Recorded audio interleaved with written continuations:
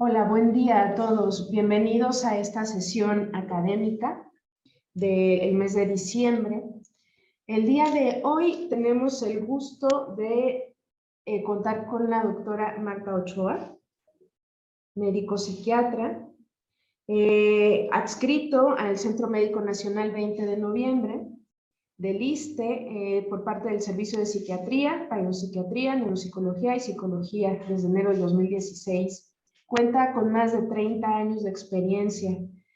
Fue jefa de la División de Posgrado en el Centro Médico Nacional 20 de noviembre y, bueno, en la actualidad cuenta con más de 25 publicaciones nacionales e internacionales y pues es parte de es miembro en varios comités médicos.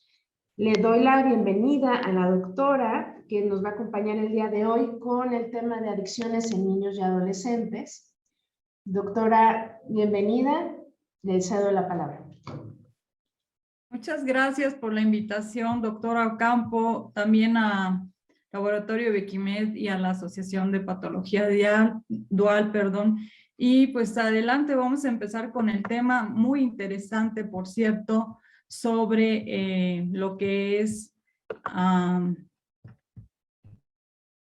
las drogas o adicciones en niños y adolescentes.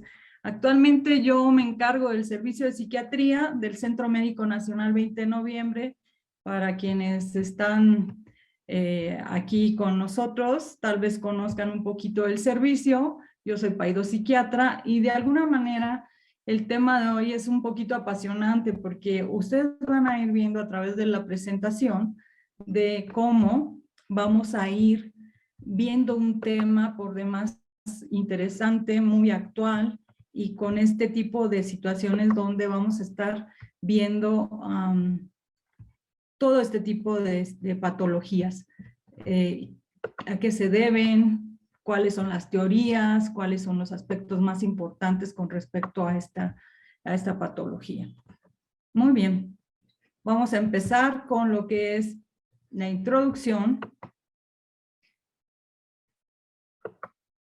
Y bueno, es una definición que está desde hace mucho tiempo, desde 1969 la OMS ya lo define como toda sustancia que se introduce en el organismo vivo y que puede modificar una o varias de sus funciones.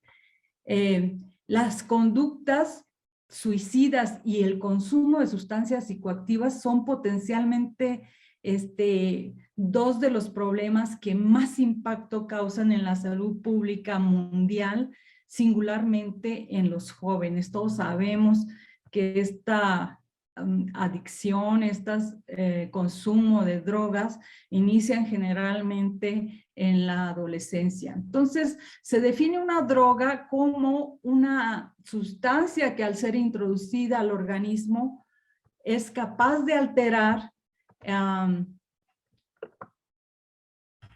o modificar una o varias funciones psíquicas.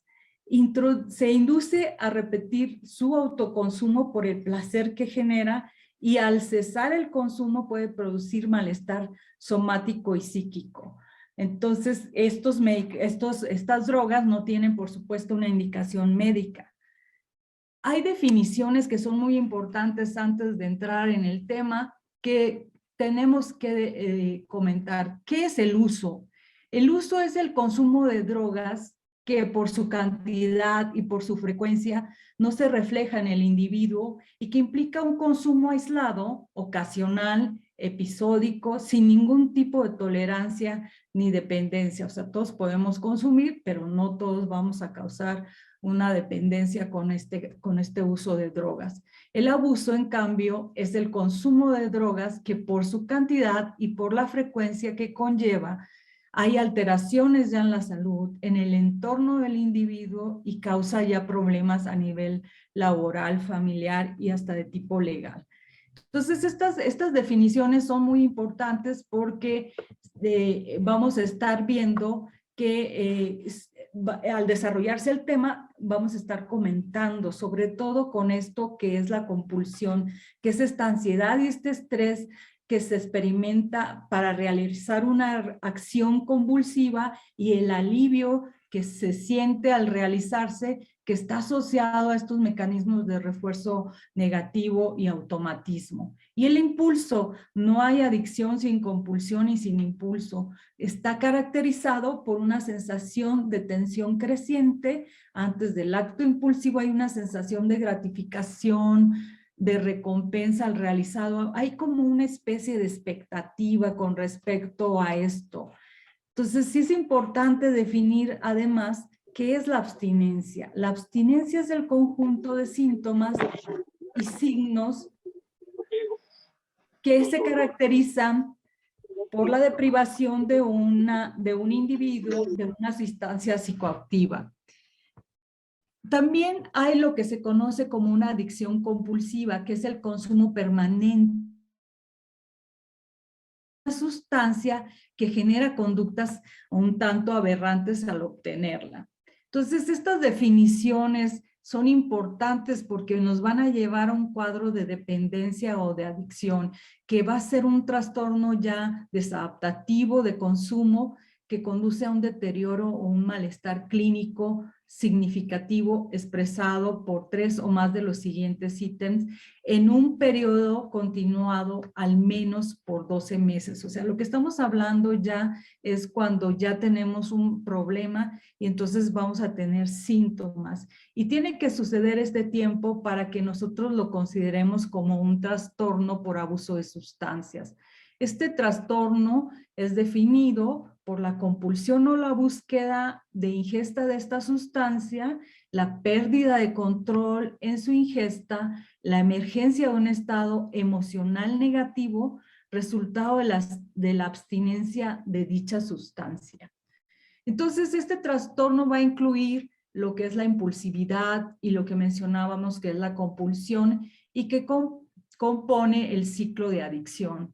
Esto es lo último que se ha estado investigando y que se está manejando como una conducta que tiene que ver y se asocia mucho con lo que son los atracones o los problemas en la comida, en el consumo de comida, al igual que las adicciones, como que tienen los mismos circuitos para establecerse, que más adelante vamos a ver. Entonces, esto es definido como un trastorno crónico, recidivante, y que está compuesto por la compulsión de la búsqueda e ingesta de la sustancia, la pérdida del control en su ingesta, en la emergencia de un estado emocional negativo, resultado de la abstinencia de dicha sustancia, y incluye la impulsividad y la compulsión en el ciclo de la adicción.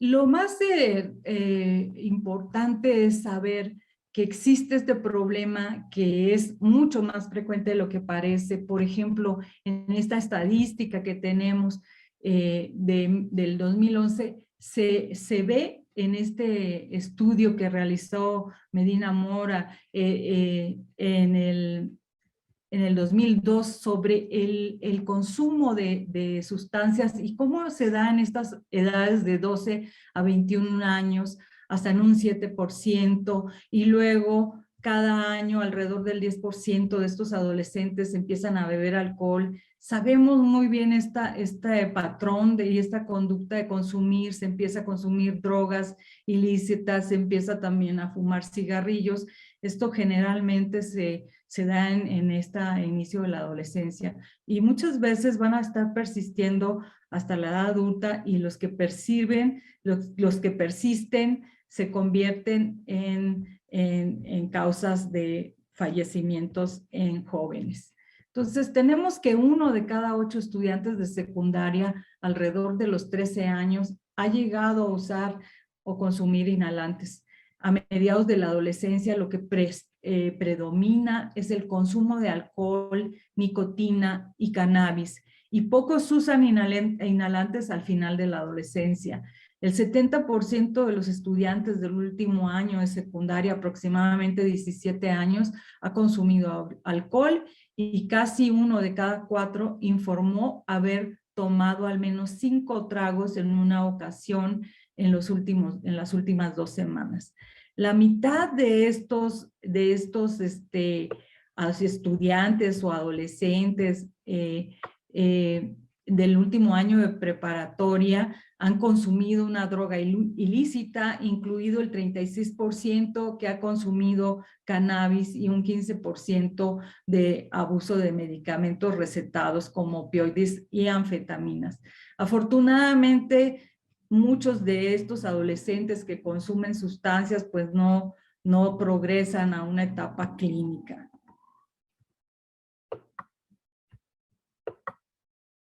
La epidemiología en México nos habla de que hay más hombres que mujeres, a razón de 7 hombres por cada 3 mujeres que consumen, según la encuesta mexicana de salud mental en adolescentes que se realizó con una muestra de 3,005 adolescentes en la Ciudad de México. El 4.2 de los varones y el 2.5 de las mujeres cumplieron criterios para trastornos de consumo de sustancias. Pero ¿qué creen? Pues el consumo en mujeres ha ido en aumento, o sea, hasta creo que en eso hemos ido igualando pues muchos de los patrones de los varones. Aquí lo que hablan en este artículo de Rutel es que el 60 al 80% tiene en comorbilidad un trastorno de conducta. Y eso lo vemos mucho los psiquiatras infantiles, o sea, que están asociados generalmente a uno de estos padecimientos, por ejemplo, el trastorno por déficit de atención, hiperactividad. El 15 al 25% va a tener un trastorno depresivo y el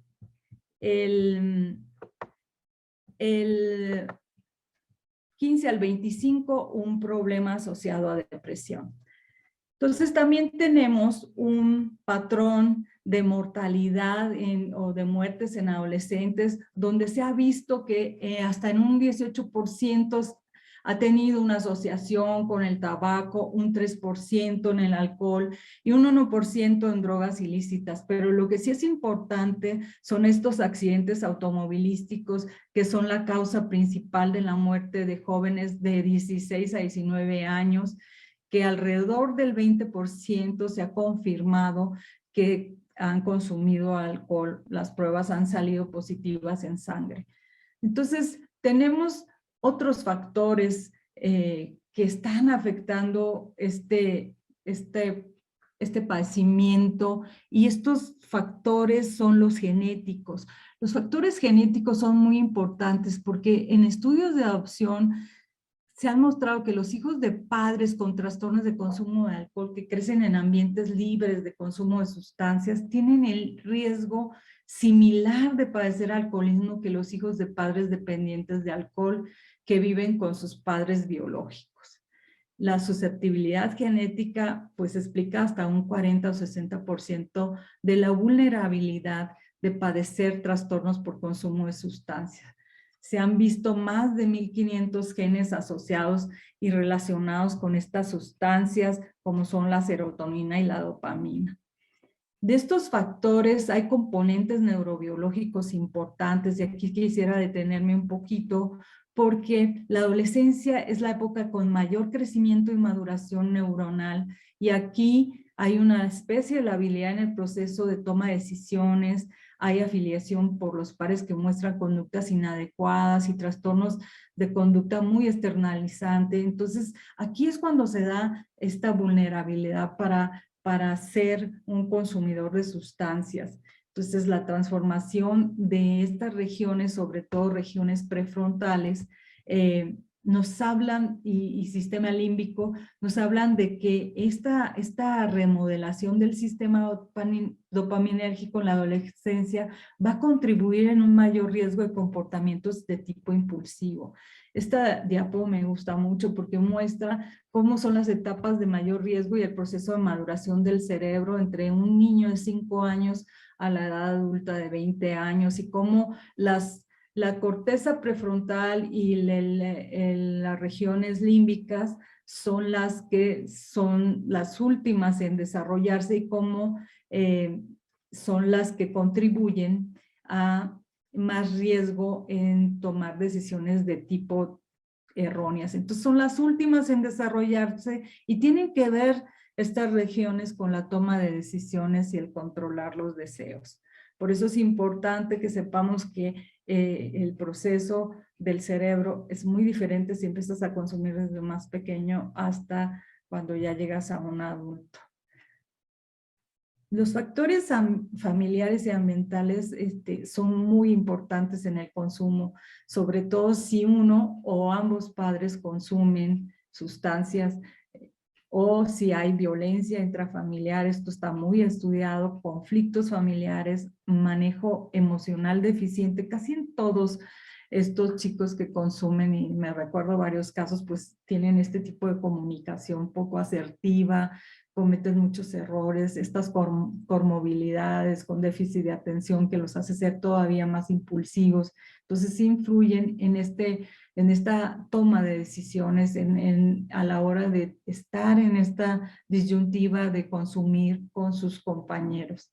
Una familia separada por muerte, abandono, divorcio, etcétera. Lo que sí protege es esta relación, como las de esta diapositiva, donde hay un padre, una madre, y un ambiente familiar, protector, con buena comunicación. Entonces esto es un protector, una familia que no consuma, que tenga un buen nivel de comunicación. Hay varias etapas en el consumo de sustancias. Lo principal es cómo empiezan estos chicos con una convivencia bajo la presión de los pares o de los compañeros, y luego se vuelve como un consumo habitual que tal vez no caiga en lo problemático, pero que va a haber una situación intermitente en fiestas, etcétera, hasta llegar a un consumo nocivo. Ocurren ya diversas consecuencias adversas, como el individuo no reconoce que existe una relación entre esta situación de consumo hasta que se llega a un patrón de dependencia donde el consumo se vuelve desadaptativo, que es continuo, prolongado y que representa a un grupo de síntomas psicológicos y fisiológicos, ¿no? Entonces, vamos a ver otra de las tendencias que es como lo último que se ha empezado a ver, que es la neurobiología de las adicciones. Y fíjense, curiosamente empieza todo con este experimento descubierto en 1954 por James Salz y Peter Milner, en donde implantaron este famoso circuito, implantaron electrodos de estimulación, y donde se vio este circuito de recompensa a través de estimulación eléctrica en las zonas cerebrales, que ahora conocemos como sistema de motivación y recompensa o reforzamiento. Este experimento marcó este paradigma donde la rata podía oprimir una palanca que activaba un interruptor que le permitía autoestimularse a través del electrodo. La rata era capaz de autoestimularse hasta 2000 veces en una hora, ignorando otros estímulos, comida, agua o sexo. Entonces, ahí es donde se empieza a estudiar este circuito de recompensa, y ahí es donde empezamos a ver cuáles sustancias y cuáles regiones estaban involucradas en este circuito de recompensa. Entre ellos esta área ventral tegmental, el hipocampo, la corteza prefrontal que ya hemos comentado, el núcleo estriado, la amígdala, el núcleo accumbens. Entonces, una serie de regiones que más adelante se empezaron a estudiar ya con las sustancias específicas. Por ejemplo, en el caso de la nicotina, que incrementa la producción de dopamina en estas neuronas ventrales, donde está también la cocaína, donde se facilita la liberación de dopamina en estas terminaciones neuronales, en el núcleo accumbens. Están estas neuronas que básicamente son de dopamina y que intervienen en todo un cortejo para que se dé este incremento en la dopamina y empiecen a tener estos sistemas de recompensa. Entonces, no nomás está la dopamina, sino hay otras sustancias que vamos a ver, que nomás vamos a mencionar, pero es la más importante. Y aquí está este ejemplo que comentábamos de cómo ellos comparan esta adicción por la comida con la cocaína. Por supuesto que no es igual, pero es como un patrón. Y aquí se ve este incremento de la dopamina en el abuso de sustancias. Y, por ejemplo, se ve esta respuesta en la cuestión de la dopamina con la comida, es una respuesta alterada, pero en el caso de la cocaína, pues es un total desorden en cuestiones de los receptores dopaminérgicos, pero se hace una comparación con ambos problemas. Y esta es una gráfica súper interesante donde nos señalan pues los colores. Esta es la gráfica del alimento en horas y cómo produce este estímulo gratificante en diferentes eventos.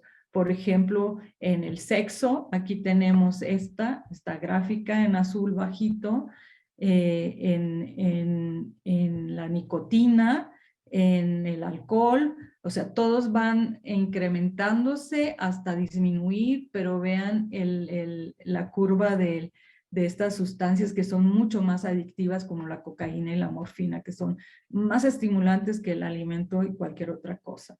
Por eso este experimento de las ratitas, pues sí es importante para entender estos mecanismos. Esto es las vías dopaminérgicas que nada más quiero comentarles, porque generalmente pues es la dopamina la que se traduce en este tipo de adicciones, aunque tenemos otras como la GABA, la dopamina que está aquí y el glutamato.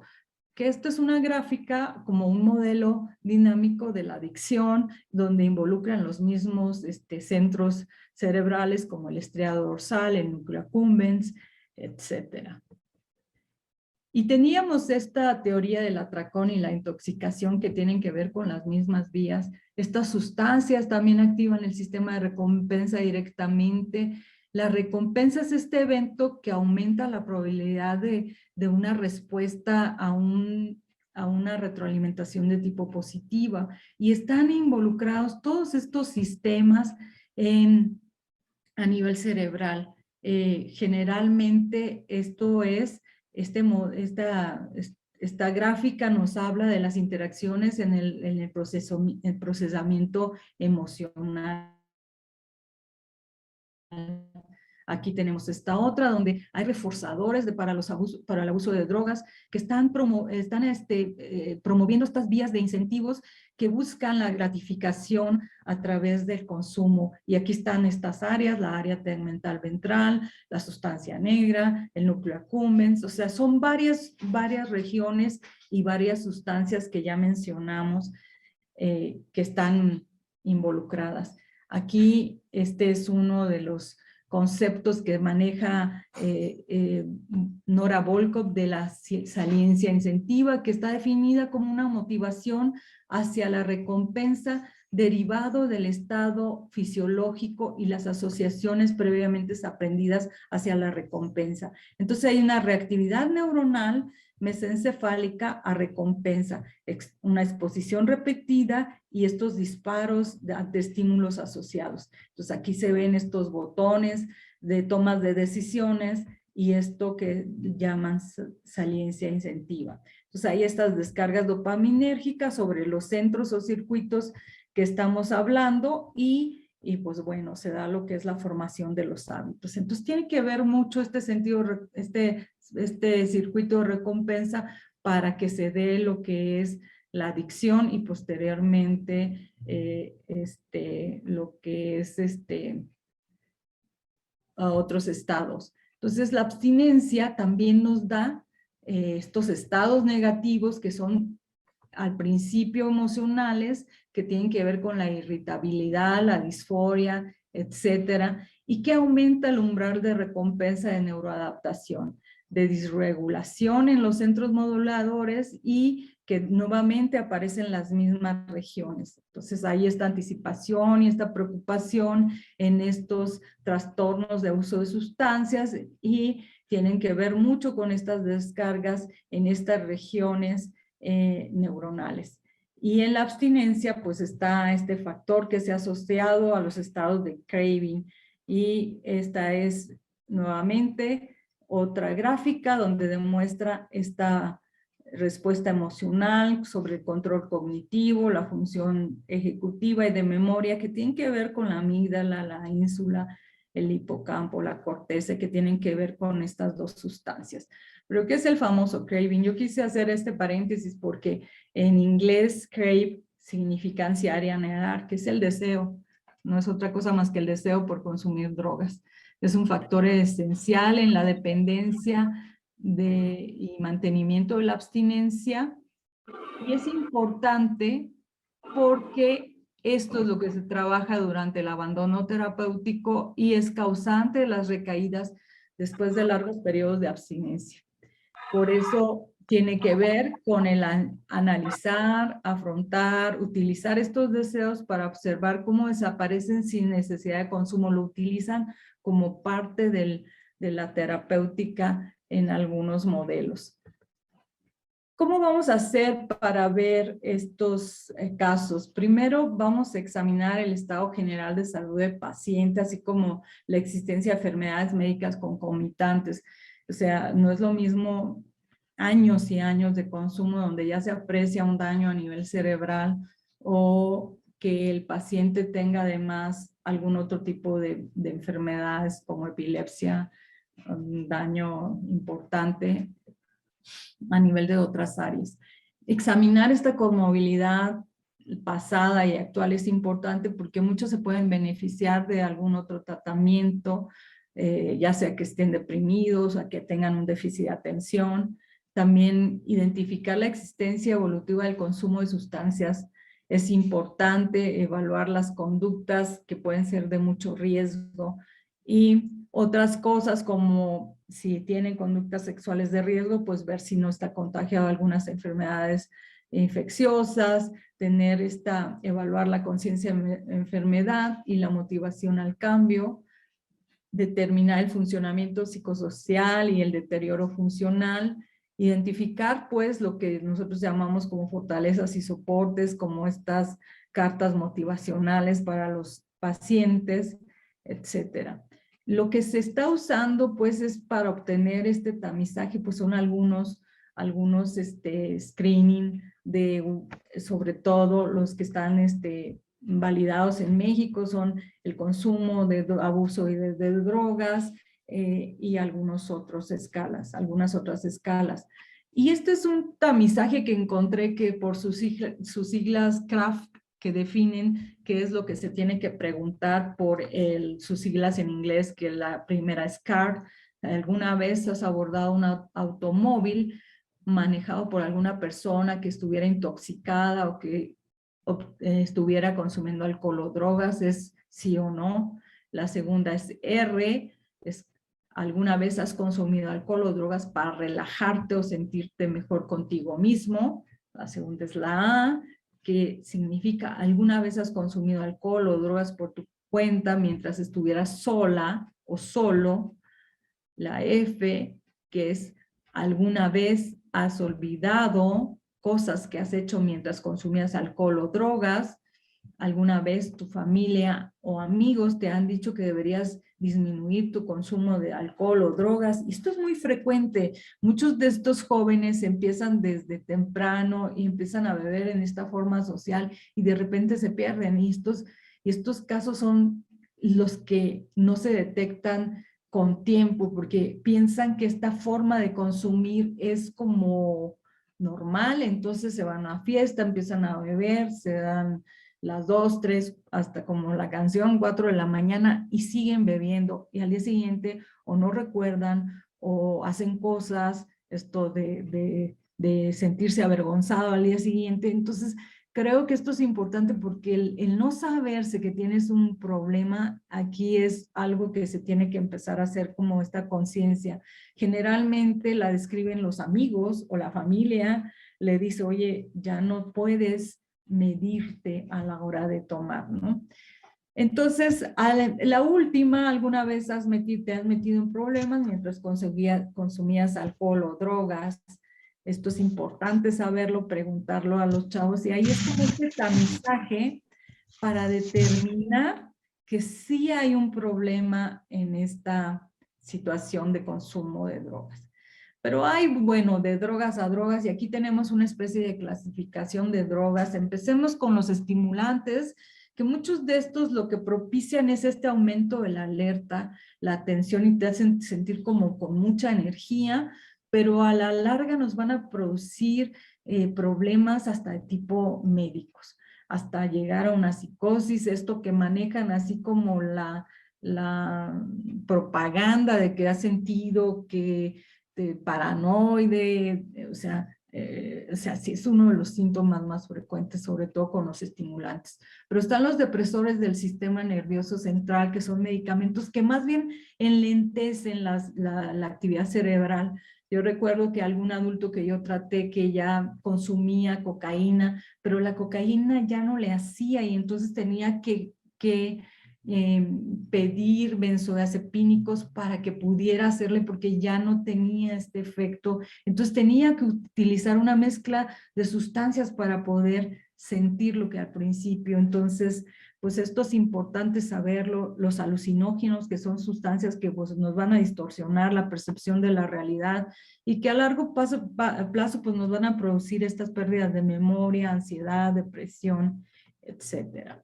Entonces el diagnóstico aquí lo tenemos muy claro en el DSM-5. Yo creo que no me voy a tener más que en 1 o 2, pues si consumes sustancias con tal frecuencia, si tus esfuerzos de dejarla no han sido controlados, si hay un anhelo, un deseo por consumir, si es recurrente, si ya te causa problemas, etcétera, ¿no? Yo creo que todos podemos tener acceso al DSM-5 para ser más precisos cuando tengamos que hacer un diagnóstico. Pero entonces, ¿cómo lo vamos a abordar? Estos trastornos por uso de sustancias son prevenibles y tratables. Eso es cuando inician. La verdad es que cuando ya están instalados, ya son un verdadero dolor de cabeza, tanto para los terapeutas como para la familia. Hay personas que han anexado muchísimas veces a sus familiares, hay personas que ya no funcionan en esta situación de prevenibles y tratables. Pero se supone que podemos hacer algo para prevenir en estas. Yo sinceramente en nuestros programas y esto de prevenir no le he visto mucho éxito, pero en fin, existen tratamientos que podemos utilizar para dar este abordaje. Entre ellos está utilizar la medicación, sobre todo las técnicas de intervenciones conductuales y los apoyos con estos grupos. El objetivo del tratamiento va a reducir los principales síntomas de la enfermedad, quizás no a quitarla, porque sí hay que ser muy conscientes en esto, porque muchos pues podemos tener una buena actitud y nuestros mejores deseos, pero los pacientes que consumen, por ejemplo, piedra o algunas otras sustancias que ya están muy metidos, pues es muy difícil, ya hay un deterioro físico, cognitivo importante. Entonces, bueno, el objetivo va a ser tratar de mejorar este funcionamiento social, su salud, motivar y tratar de que no tengan recaídas. Y dentro de los tratamientos psicoterapéuticos que más se han utilizado, pues aquí están las estrategias de terapias cognitivas breves, las terapias familiares, funcionan. Aquí se ve en esta tabla cuáles funcionan y están bien establecidas, principalmente son las terapias de tipo cognitivo-conductual. Y bueno, también hay medicamentos que nos hacen que se reduzca el consumo y el abuso de sustancias. En el caso del alcohol, Pues está este que es muy antiguo, que es el Antabus, pero la verdad no se utiliza mucho, la naltrexona, que es el ARAP que tenemos, y algunos otros como los anticonvulsivantes. Eso hay que considerarlo en el trastorno por abuso de alcohol. Estas terapias junto con los medicamentos que se mencionan son algunos como los antidepresivos, la fluoxetina, la venlafaxina y algunos otros. Entonces, también tenemos tratamientos especializados para el consumo de cocaína, como es la levodopa, la lisdexanfetamina y algunos otros como el modafinil. En el caso de la nicotina, pues existen desde goma de mascar hasta spray nasal y el bupropión. Y pues con esto me fui a lo mejor muy rápido, tenemos 30 minutos. Quisiera ver si hay alguna duda, dar nuevamente el agradecimiento al laboratorio por la invitación y pues invitarlos. Este es el próximo lanzamiento de nuestro libro, donde está un capítulo especial donde hablamos del abuso de sustancias en niños y adolescentes. Y con esto los dejo. Muchísimas gracias. No sé si hay alguna duda. Esta fotografía me encantó. Es lo que llaman un rainbow, que es un proceso mediante el cual las neuronas individuales en el cerebro se pueden distinguir de las neuronas vecinas utilizando proteínas fluorescentes, y vean qué colores tan bonitos, de diferente color. En esta imagen multicolor muestra muchas neuronas diferentes. Y este es mi correo, mi teléfono. Muchísimas gracias.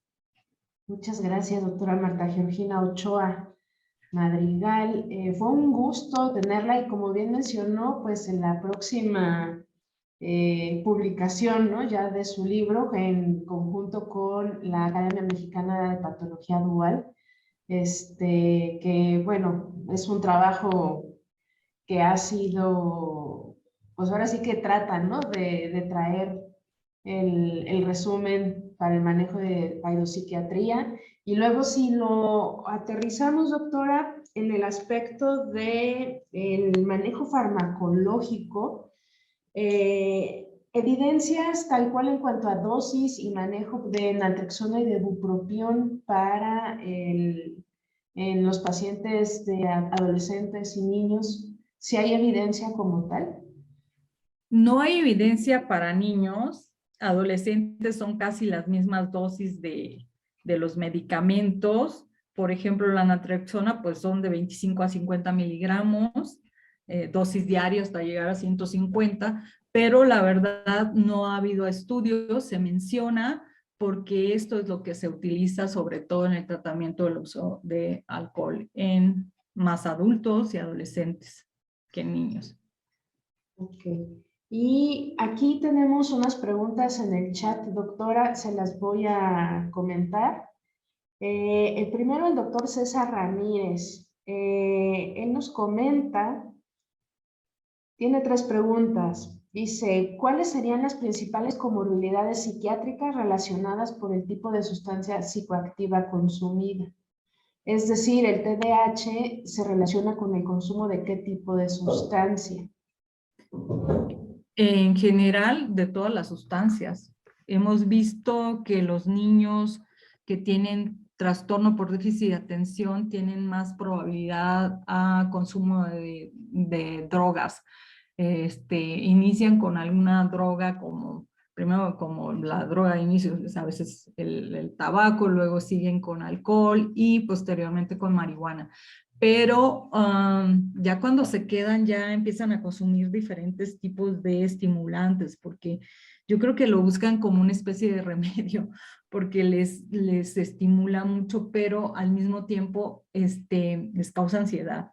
Entonces muchos de los papás que tienen hijos con déficit de atención, lo que me llegan a preguntar casi de rigor es si mi hijo, al darle este estimulante que es el metilfenidato, que es el tratamiento de elección, de primera elección para el déficit de atención, va a causarle adicción. Y yo lo que le contesto es que si no se lo damos, sí. O sea, o Lo que se ha visto en la literatura es que cuando ya hay un consumo y sí se les da estimulantes, pues entonces ya es como una adicción, pero más bien previene el metilfenidato.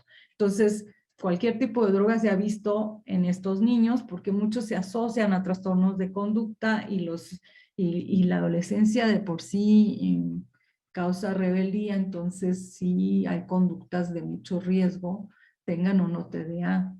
Y lo otro es que eventualmente van a tener un problema de depresión y de ansiedad, que son los principales que comentábamos en las diapositivas. Muy bien. Y este mismo doctor nos comenta que en términos de patología dual, que fue primero la adicción a la patología psiquiátrica, pero pues no Va a se influir, identifica, ¿no? va a influir mucho el ambiente familiar, yo lo que veo mucho en estos chavos es el lugar donde viven.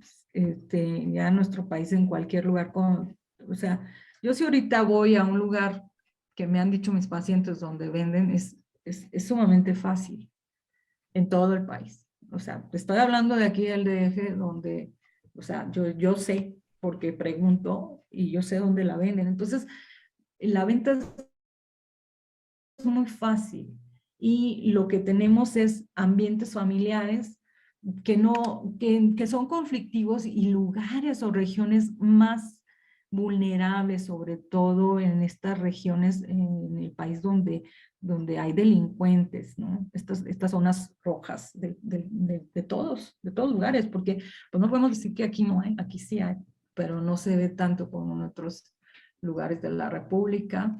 En Estados Unidos el consumo ahora es impresionante, sobre todo con estas sustancias que tienen que ver con anestésicos.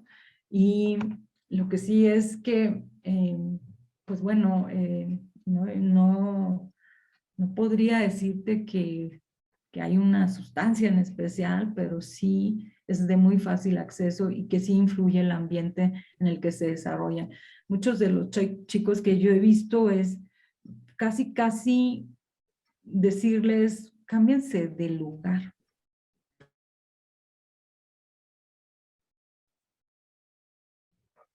Barrios o colonias donde consumen y venden. Y entonces es muy fácil que de repente estén afuera consumiendo, bebiendo cerveza y fumando marihuana y nadie, pues los mismos vecinos pasan y se hacen a un lado. Entonces sí es importante este ambiente, ¿no? Para ver esto que habíamos comentado de que es importante para el consumo, ¿no?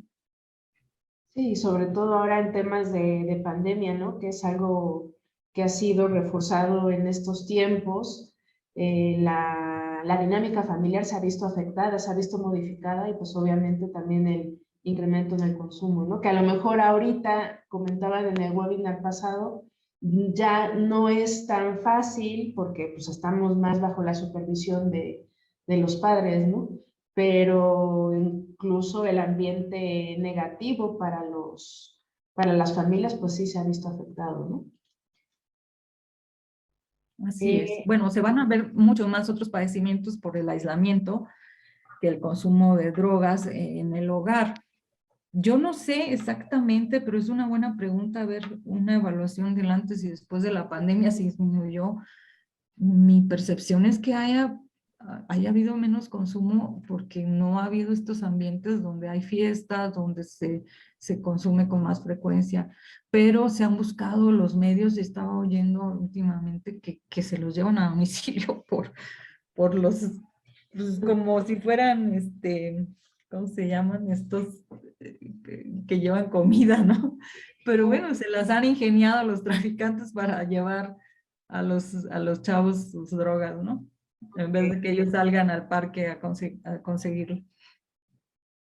Y ahora la doctora Ibarias Nadia nos menciona que ¿qué opina usted del manejo residencial de adicciones en adolescentes?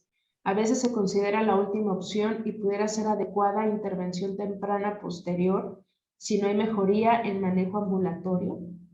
Y también en su experiencia, ¿cuál sería la menor edad a la que ha observado a los niños iniciando y cuál es su observación al respecto?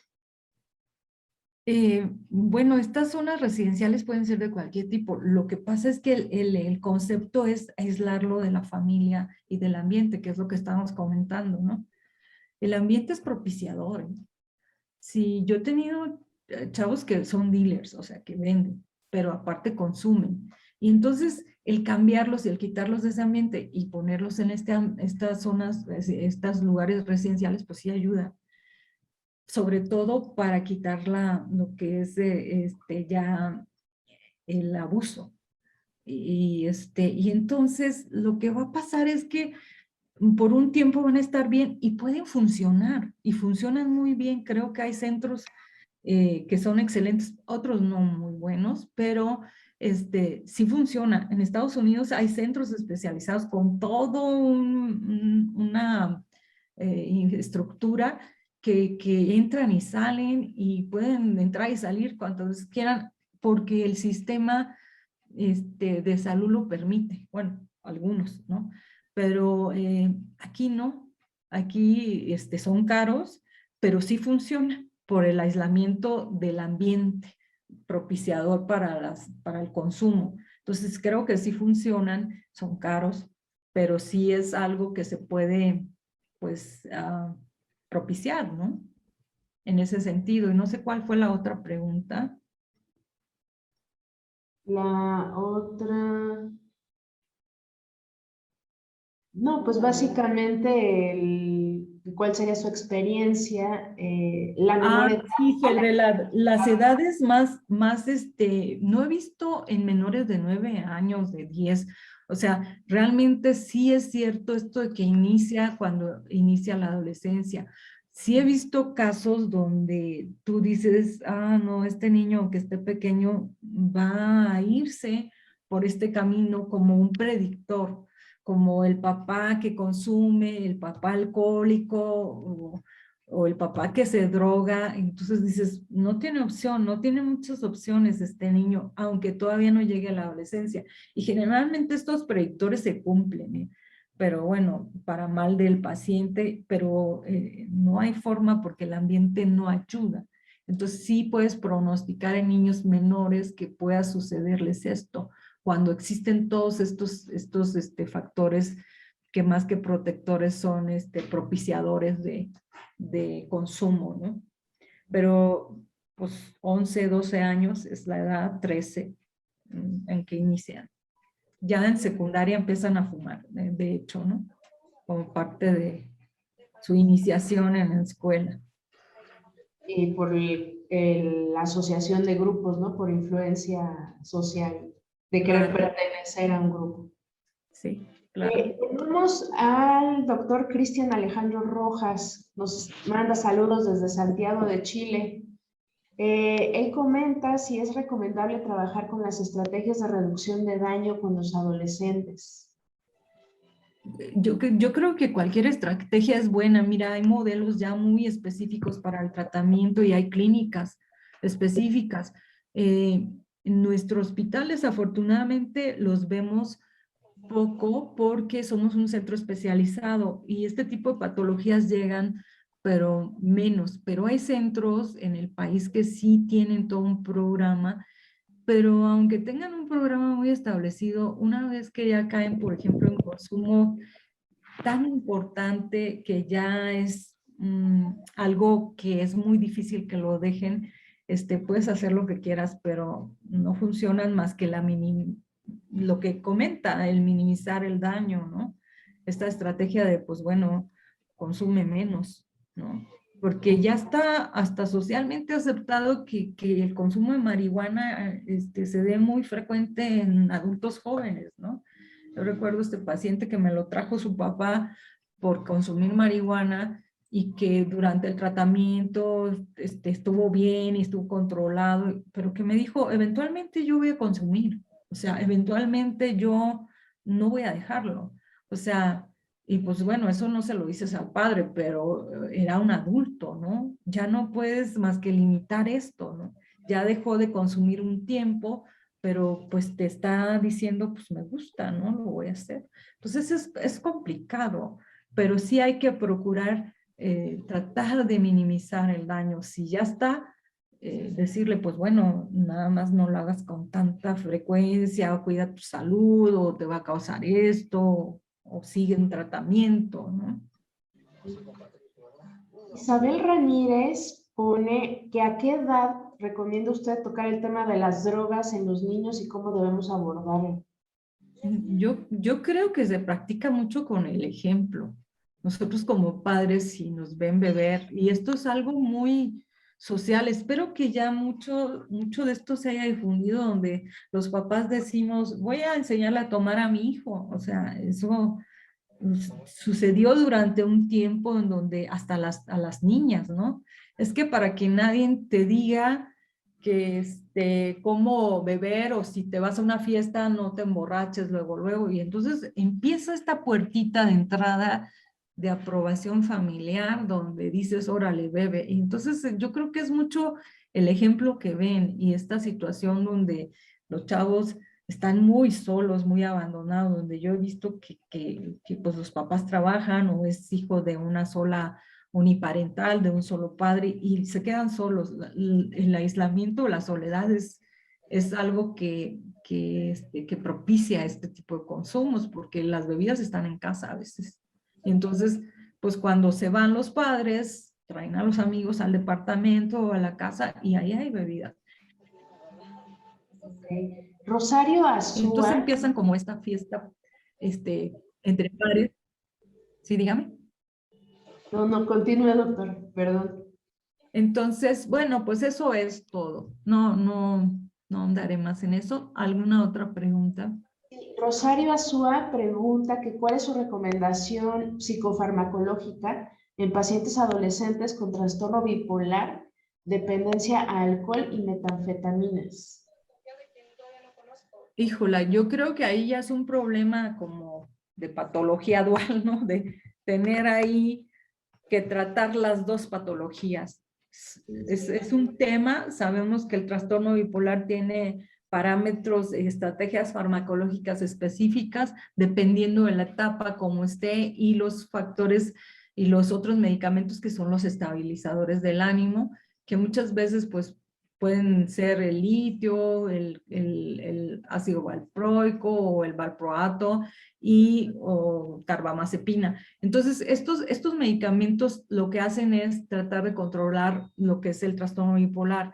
Lo otro sí tiene que tener otro tipo de estrategia, y muchas veces, debido a que el trastorno se presta para que en estas fases maníacas o depresivas haya mayor consumo de sustancias. Eso sí se ha visto en estudios donde estos pacientes pueden consumir más que sus compañeros, que sus pares. Entonces sí es importante tratar el padecimiento de fondo y luego dar toda una asesoría respecto a lo demás.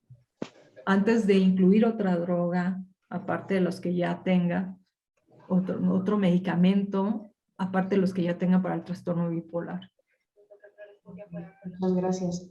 Y aquí hay una que me inquieta un poquito, dice la doctora Nadia, hay varias, que en Puebla han observado inhalación de metilfenidato con el abuso del mismo en algunos adolescentes con TDAH.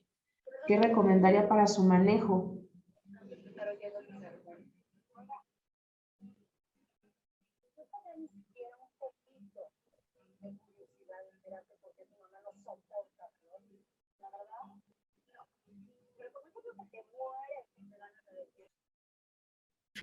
Cuando ya estás en un punto de la adicción, cualquier sustancia es usada como una droga.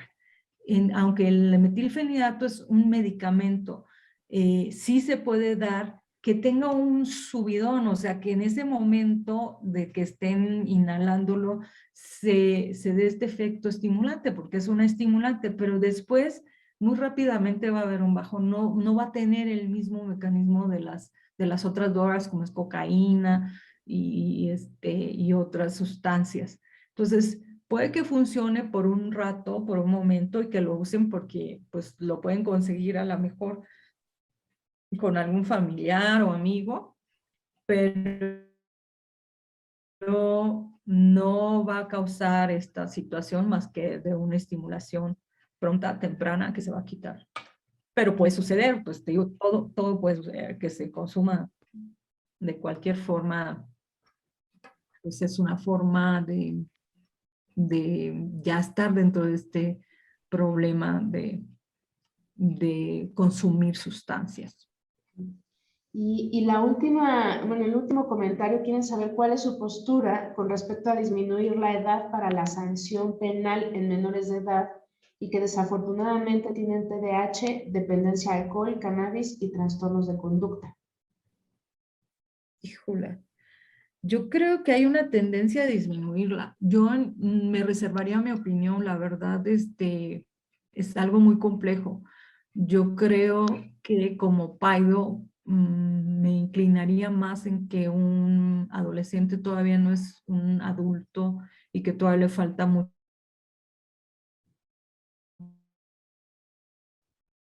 maduración, pero que si no se les sanciona puede ser pues algo que luego perdure y vuelva a repetirse. Entonces, me voy más por el lado de las sanciones, pero más leves, más de otro tipo, más como mandarlos a terapia obligatoria, tratar una terapia familiar, dar pues estos programas de prevención, etcétera, ¿no?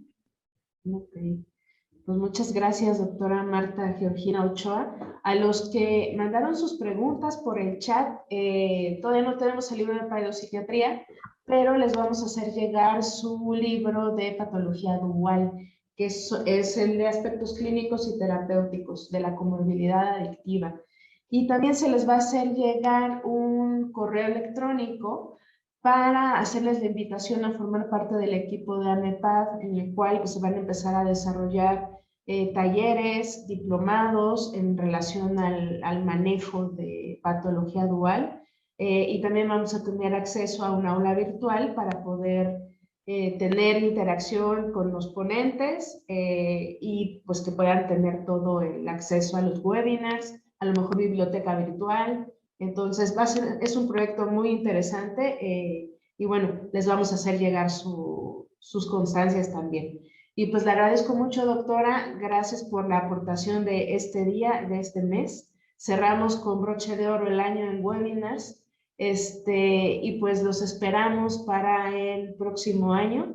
La verdad es que le mandan saludos y muchas felicitaciones, doctora Marta, desde Chile hasta Veracruz. Estamos llegando ya a otros lugares y eso es pues muy gratificante para la AMEPAD. Muchísimas gracias y que tengan muy buenas noches. Muchísimas gracias por la invitación nuevamente y gracias a todos por haberme escuchado y próximamente se va a lanzar en enero el libro. Les vamos a dar fecha. Sí, muy pronto. Gracias.